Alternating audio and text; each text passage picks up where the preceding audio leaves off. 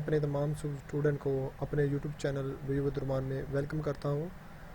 और आज हम MGT 101 फाइनेंशियल अकाउंटिंग का क्यूज नंबर 1 लेके आए हैं, जो स्प्रिंग 2021 में आया हुआ है। उसका आज करेंगे, उसको सोल्यूशन देखेंगे। और बड़ा आसान था, लॉजिकल था। अकाउंटिंग है ही लॉजिकली। तो जिसने इसके क्यूज़ कराने हो, ग्रैंड क्यूज़ कराने हो, तो वो मुझसे रब्ता कर सकते हैं। मेरा व्हाट्सअप नंबर डिस्क्रिप्शन के ऊपर दिया हुआ है। तो ये MCQs को अच्छे तरीके से कर लें तो आपका ग्रैंड क्यूज़ अच्छे तरीके से हो जाता है साथ साथ ही। ठीक है, कंसेप्चुअली आता है। कंसेप्चुअली इसके लेक्चर पड़े हुए हैं मेरे, वो भी सुन लें। ठीक है, आपको कंसेप्ट क्लियर हो जाएंगे। ठीक है, IMQs की तरफ बढ़ते हैं। और जिन्होंने एक्टिविटी सोल्व करानी हो, मसलन ग्रैंड क्यूज़ कराने हो किसी भी बुक के, MGT के और ऐसे सब के जितने भी हैं, तो वो हमसे रब्ता कर सकते हैं। डिस्क्रिप्शन के ऊपर मेरा फ़ोन नंबर दिया हुआ है, तो वहाँ से रब्ता करके पूछ सकते हैं। चले जी, क्यूज नंबर 1 पढ़ते हैं। The creditor account will fail under the following of the following the classification of account. देखो जी, क्रेडिटर होते हैं जब हम कुछ चीज़ परचेज़ करते हो ना, उधार पे परचेज़ करते, बिजनेस जब परचेज़ करता है, ठीक है, तो उधार पे, तो वो क्रेडिटर होता है। इसका मतलब वो लाइबिलिटी होती है। फॉर एग्जांपल है, मैंने एक बंदे से पैसे चीज़ दी उधार पे, वो 10 रुपये की चीज़ थी। अब मेरी लाइबिलिटी बन गई ना कि मैंने उसको 10 रुपये देने हैं, तो उसको बिज़नेस में क्रेडिटर कहते हैं। और क्रेडिटर क्या होती है? लाइबिलिटी होती है। तो ये हमारा सी आंसर होगा, सॉरी सी आंसर होगा पहले MCQ का। ठीक है, तो ये बात ध्यान में रखिएगा।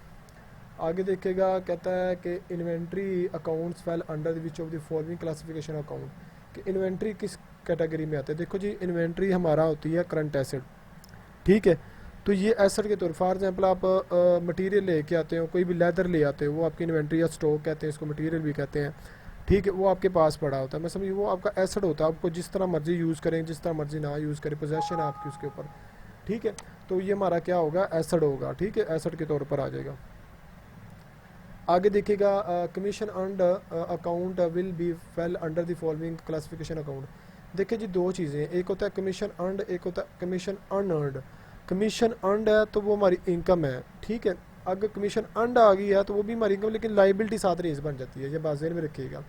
तो कमीशन अर्न का मतलब होता है कि जब आप कमीशन अर्न कर लेते हो तो रेवेन्यू जनरेट कर लेते हो। ठीक है, तो ये अब अर्न है, तो इसका मतलब ये क्राइटेरिया में सब कमीशन इनकम स्टेटमेंट का हिस्सा होती है, तो इसलिए रेवेन्यू इसको नाम से जानते हैं। अब देखिए क्या कहता है, income is recognize when earn either receive or not according to. कहता है कि फॉर एग्जाम्पल है कि आपने एक चीज़ इंकर की है, इनकम स्टेटमेंट में अक्रूवल बेसिस चलता है। ये अक्रूवल इनकम स्टेटमेंट सारी अक्रूवल अकाउंटिंग चलती है। क्यों? क्योंकि आपने चाहे आपने इनकम क्रिएट कर ली है ना, इनकम क्रिएट कर ली है, चाहे वो रिसीव की है या नहीं की, आपने इनकम स्टेटमेंट में रिकॉर्ड कर देना है। फॉर एग्जांपल है, आपने सैलरी लेनी थी, आपने टीचिंग सैलरी क्रिएट कर ली है। फॉर एग्जांपल मैंने सैलरी क्रिएट, मैं एक कॉलेज में जॉब करता हूँ, तो मैंने सैलरी क्रिएट कर ली। कैसे? मैं उस महीने की सर्विस दे रहा हूँ। अब मैं रिसीव करूँ या ना करूँ, बाद में करूँ, लेकिन मैंने इनकम स्टेटमेंट में शो करानी है। अक्रूवल बेसिस पे चलता है।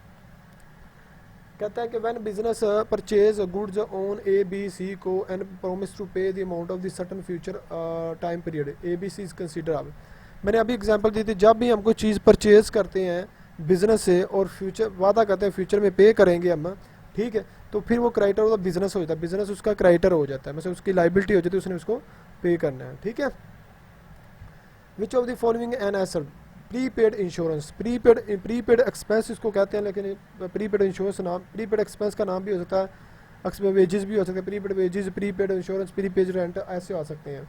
ये हमारे एसेट होते हैं। ठीक है, सेल हमारी इनकम होती है, अकाउंट पेबल हमारी लाइबिलिटी होती है, वेजेस भी हमारी एक्सपेंस होते हैं, लेकिन ये हमारे क्या होते हैं? एसेट होते हैं, क्योंकि हमने एडवांसली जो होता है ना, इससे बेनिफिट उठा लेते हैं। ठीक है, which of the following original entry, तो ये जर्नल को कहते हैं, ओरिजिनल एंट्री को कहते हैं, प्राइम एंट्री को, एक मिनट है, सॉरी, ओरिजिनल एंट्री भी कहते हैं, प्राइम एंट्री भी कहते हैं।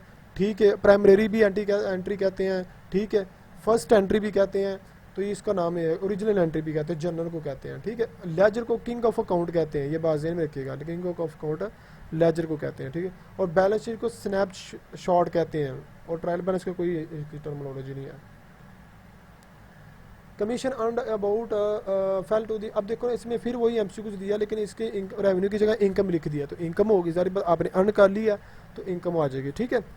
अब देखेगा which of the following is wrong, wrong कौन सा है, nature of the expense debit, बिल्कुल सही है, एसेड और एक्सपेंस की नेचर डेबिट ही होती है, ठीक है। Nature of income is debit, नहीं क्रेडिट, इनकम लाइबिलिटी और कैपिटल, इन तीनों की नेचर गाड़ी क्या होती है, क्रेडिट होती है, ठीक है।